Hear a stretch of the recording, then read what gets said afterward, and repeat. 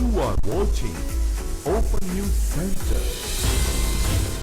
Hello and welcome back to Open News Center. मैं हूं अलीशा चंद्राकर और आज हम बात करने वाले हैं एक और राज कुंद्रा जैसे केस के बारे में। एंटरटेनमेंट की दुनिया में बस कुछ ही सालों में बहुत बड़ा चेंज आ चुका है, बहुत कुछ चेंज हो चुका है।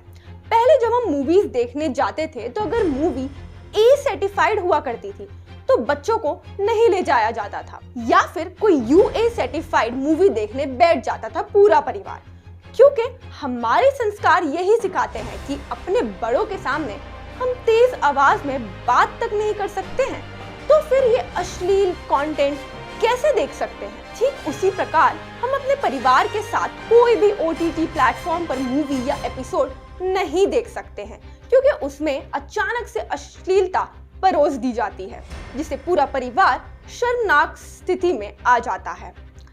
इस बदलते दौर में कई ऐप्स आने लगे हैं जिससे हम फोन पर ही मूवी सीरीज देख सकते हैं। उन ऐप्स में भी ए सर्टिफाइड कंटेंट होता है, लेकिन एक छोटा बच्चा भी उस ए सर्टिफाइड अडल्ट कंटेंट को जाकर देख सकता है, क्योंकि कोई रोक टोक ही नहीं है। बस डाउनलोड करो इंटरनेट से और आप लॉगिन करके कुछ भी देख सकते हो। इंटरनेट पे अश्लीलता इतनी बढ़ गई है और बच्चे भी उसका शिकार हो चुके हैं। हाल ही में जैसे राज कुंद्रा को अश्लील मूवीज और सीरीज बनाने के आरोप में गिरफ्तार कर लिया गया था, ठीक उसी तरह एक और राज कुंद्रा जैसा केस सामने आया है। जी हाँ, मैं बात कर रही हूँ उल्लू ऐप के बारे में। आप सबने इस ऐप का नाम तो सुना ही होगा। इस ऐप में कई प्रकार की मूवी, सीरीज, एपिसोड होते हैं। इस ऐप को आप डायरेक्ट प्ले स्टोर से डाउनलोड कर सकते हो अपने फोन में और जो चाहे वो देख सकते हो। लेकिन इस उल्लू ऐप ने अश्लीलता की सारी हदें पार कर दी है और हिंदुस्तानी संस्कृति के खिलाफ है।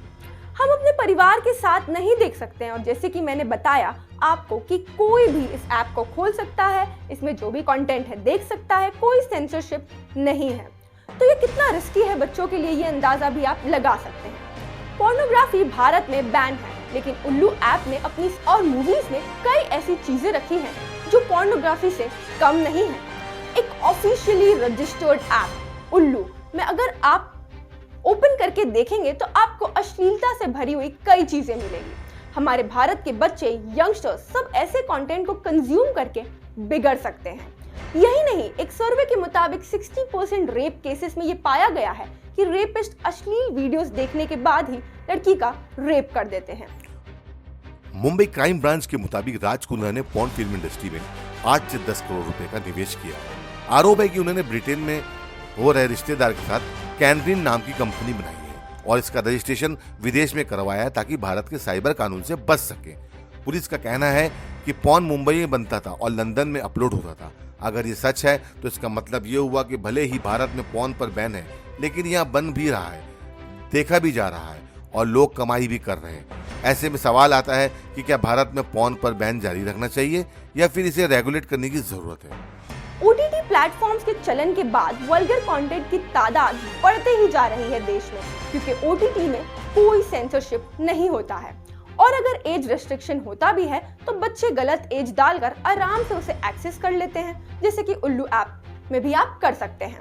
उल्लू ऐप के दोनों डायरेक्टर मेघा अग्रवाल और विभू अग्रवाल के खिलाफ कार्रवाई भी होनी चाहिए। भारत में पॉर्न बनाना जुर्म, लेकिन देखने की छूट। भारत में आईपीसी की धारा 292 के तहत पॉर्न बनाना और बेचना जुर्म है। अगर किसी पॉर्न क्लिप को आप एक जगह से दूसरी जगह पहुंचाते हैं यानी शेयर करते हैं तो वह भी गैर कानूनी माना जाता है। मजे की बात यह है कि भारत में पॉर्न देखना, पढ़ना या सुनना कानूनी है, वहीं बच्चों के लिए अलग नियम है। इंफॉर्मेशन टेक्नोलॉजी एक्ट 2000 की धारा 67B के तहत पूरे देश में चाइल्ड पोर्नोग्राफी गैर कानून है। चाइल्ड पोर्नोग्राफी देखना भी गैर कानूनी है। मनी कंट्रोल में छपी एक रिपोर्ट के मुताबिक उल्लू, कुक्कू, देसी फ्लिप्स, हॉटशॉट, गुपचुप, फिल्मोज, फ्लिज़मो जैसे प्लेटफॉर्म पर लाखों भारतीय एरोटिक कंटेंट देखते हैं, जिसका अधिकांश कंटेंट मेरठ में शूट किया जाता है। इसी रिपोर्ट में दिल्ली के फिल्म निर्माता सुमित शाह कहते हैं कि ओटीटी प्लेटफॉर्म पर लगभग हर फिल्म में सॉफ्ट पोर्न डाला जा रहा है। फैनो मूवीज की मार्केटिंग मैनेजर शिवांग खंडेवाल कहते हैं कि एरोटिक फिल्मों को देखने का एक बड़ा दर्शक वर्ग है। उनकी कुछ मांगे रहती हैं जिन्हें हम अपने शो में पूरा करने की कोशिश करते हैं। अगर वे हमारी आने वाली सीरीज में किसी विशेष एक्ट्रेस को लेने के लिए कहते हैं तो हम कोशिश करते हैं कि उसे पूरा करें। फोर प्ले दिखाने की मांग की जाती है। हमने अपने दर्शकों की उस मांग को भी पूरा किया। सोर्सेज से ये भी पता चला है कि इन दोनों के खिलाफ बहुत जल्द एफआईआर भी दर्ज होने वाली है और ऐसे अश्लील कंटेंट जो उल्लू ऐप पर पाए जाते हैं कहीं ना कहीं ये रेप कल्चर को भी प्रमोट कर रहे हैं, बिना सेंसरशिप के फायदा उठाकर सिर्फ पैसे कमा रहे हैं। उल्लू ऐप जैसे कई और ऐप्स भी मार्केट में अवेलेबल हैं जिसमें 18+ कंटेंट पाया जाता है, लेकिन कोई भी उसे देख सकता है। यंग जनरेशन को अगर हम ऐसे कंटेंट फीड करते हैं तो देश को आगे बहुत नुकसान हो सकता है। वी होप उल्लू ऐप के ओनर्स मेघा अग्रवाल और विभू अग्रवाल पर सख्त से सख्त कार्रवाई हो और ऐसे कंटेंट का सेंसरशिप हो। उल्लू ऐप युवाओं को उत्तेजित करने का एक साधन सा बन गया है।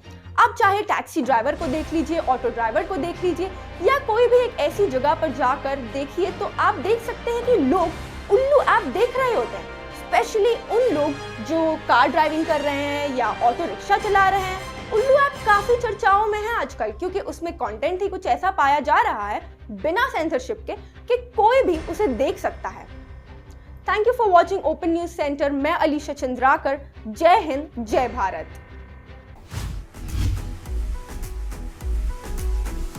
You are watching Open News Center.